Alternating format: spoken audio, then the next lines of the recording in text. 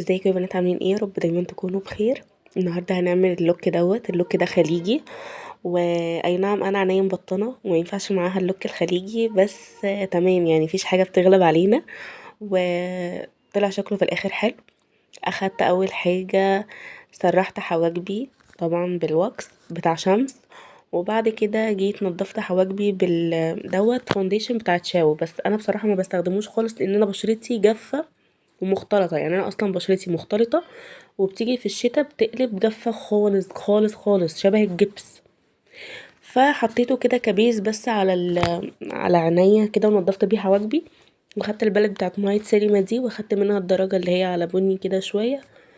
وابتديت ان انا اعمل خط كده اللي هو بتاع الكات كريز. ما تركزوش معايا عشان انا كنت بغني وانا اصلا بصور الفيديو دوت ونفسيتي تعبانه وزي الزفت. فبعد كده اخدت الدرجة دي وابتديت ان انا امشيها على حرف الخط اللي انا عملته بتاع الكات كريز. ابتديت ان انا ادمجهم مع بعض يعني. بس فانا عملت العين دي وقلت بقى اعمل معاكم العين دي عشان الفيديو ما يطولش. وهعمل برضو بعد ما حطيت الالوان، هاخد بقى كونسيلر كده من الباليت بتاعت ميني ستار بفرشة رفيعة جدا جدا جدا. وهبتدي ان انا انضف مكان الكات كريز، يعني هقطع بقى كات كريز كبيرة العين كلها. وهنضف هحدد الاي شادو اللي انا حطيته.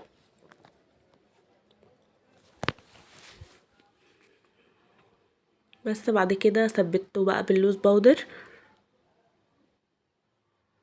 هنفض بقى اي زياده بتاعت اللوز باودر كانت على العين. هبتدي ادمج برضو الاطراف علشان بعد ما عملت بالكونسيلر والباودر بيبقى فيه الشكل ما بيبقاش لطيف، فلازم ندمج الاطراف مع بعضها. اخدت الباليت دي بتاعت بريتي وومن. الباليت دي قديمه قوي قوي قوي عندي، بس بحبها ان البيجمنت بتاعها حلو.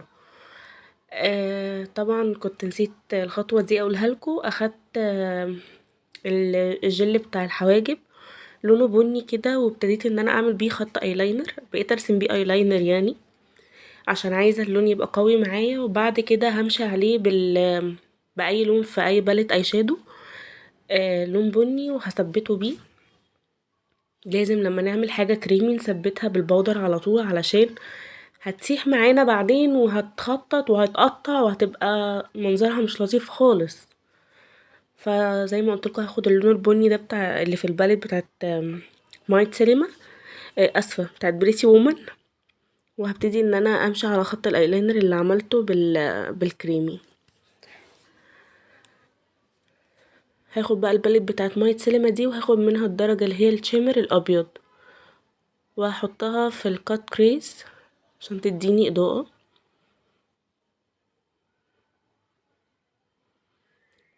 واخدت الماسكارا بتاعت ايسنس وهمشيها على الرموش عشان اركب الرموش. وكده ركبت الرموش دي بتاعت شيجلام. وهاخد الهايلايتر وهحطه تحت عظمة الحاجب. وانا رسمت حواجبي بالقلم بتاع مايت سينما. واخدت بقى المرطب ده بتاع ستيفز، وابتديت ان انا ارطب بشرتي لان انا بشرتي حرفيا بتيجي في الشتاء وبتجبس، بتبقى جبس جبس فعلا، بتنشف قوي وبتعمل قشور كتير. فرطبت بكمية كبيرة. وبعد كده خدت اللي هو المرطب ده بتاع الشفايف، والله ناسيه اسمه، تقريبا بتاع اماندا تقريبا. وهاخد الفونديشن ده بتاع مايت سينما، ودوت درجتي فيه درجة رقم 2.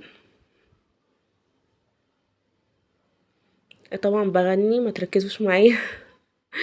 هنا كنت بغني لان بجد كانت نفسيتي زي الزفت، وكنت خايفة الفيديو اصلا يبوظ مني.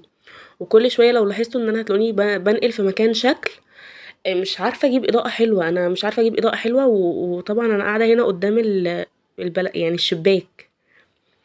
انا هنا خدت كرسي بقى اخر ما زهقت وقعدت قدام الشباك على طول.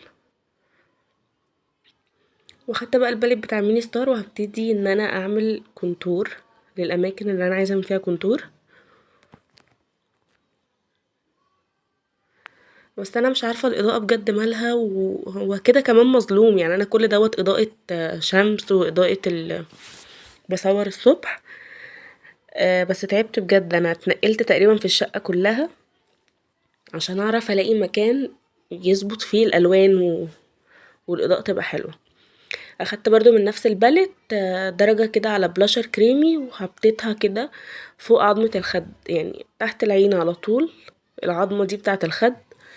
الحركة دي بتبقى حلوة قوي وبتسحب الوش قوي.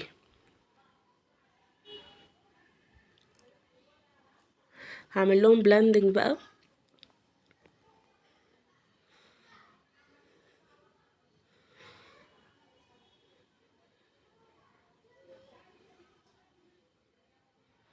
بعد ما عملت بلاند هجيب بقى الكونسيلر دوت بتاع فيتمي، وهبتدي بقى ان انا اعمل تنوير للاماكن اللي انا عايزة فيها اضاءة.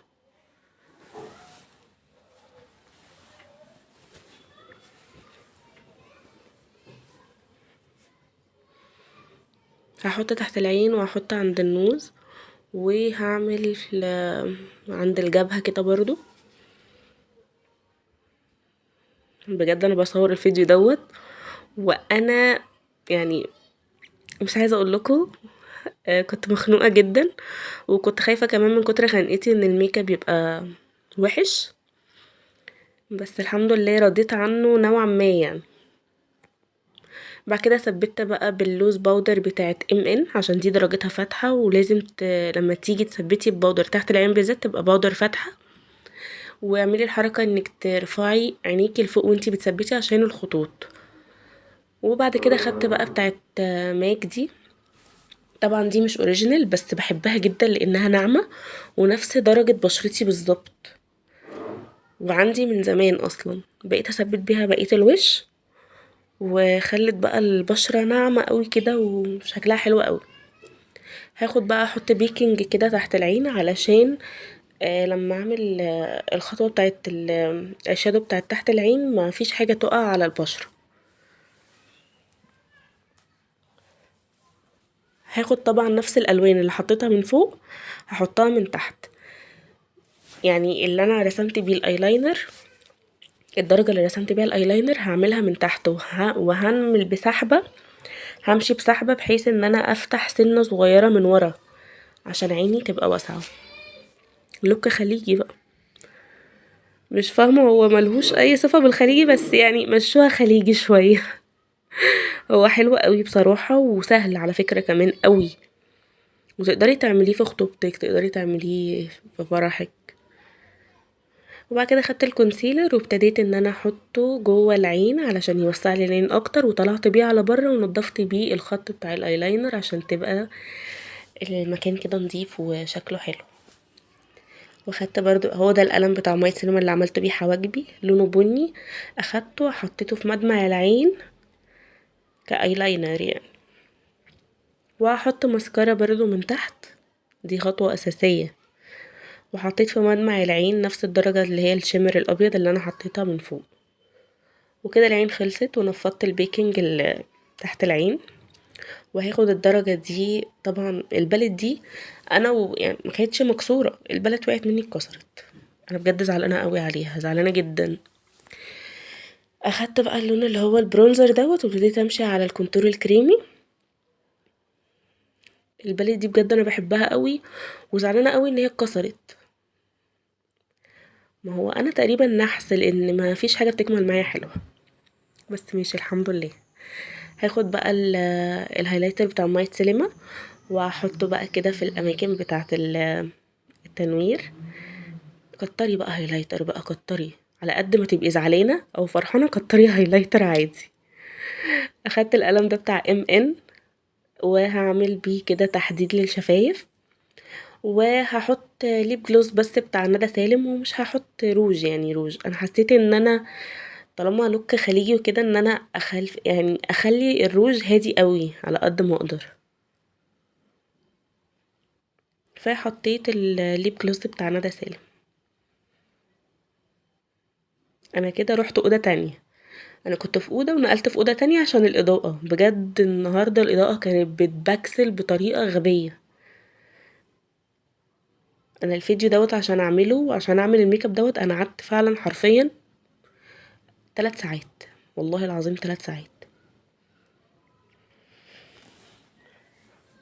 بس كده حلوين، وكده اللوك يكون خلص. يا رب اللوك يكون عجبكم و... واكون عرفت اشرح لكم يعني، مع اني ما عرفتش اشرح قد كده. بس كل سنه وانتم طيبين بمناسبه السنه الجديده ان شاء الله اللي هتهل علينا. واستنوا مني لوكات تانية كتير قوي ان شاء الله في الفتره اللي جايه، وقولوا لي عايزين لوك للكريسماس ولا لا. ويا رب الفيديو يكون عجبكم. لو عجبكم متنسونيش في لايك وشير وسبسكرايب وتفعلوا زر الجرس عشان يوصلكوا اشعار بكل فيديو جديد انا بنزله. اسيبكم على اللوك.